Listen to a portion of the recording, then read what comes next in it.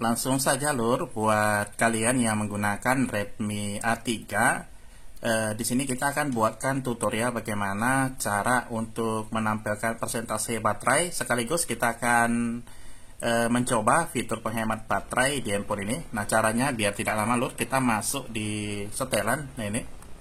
Jadi selanjutnya kita cari di sini yang baterai. Nah, yang ini. Kemudian di sini baterainya terisi 56%. Kemudian di sini kalau kita mau mengaktifkan persentasenya, ini kita nyalakan persentase baterai ini.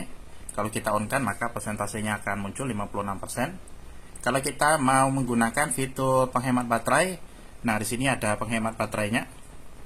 Oke, kalau kita nyalakan di sini, nah dia akan jadi mode gelap seperti ini atau tampilan layar gelap biar untuk penghemat baterai.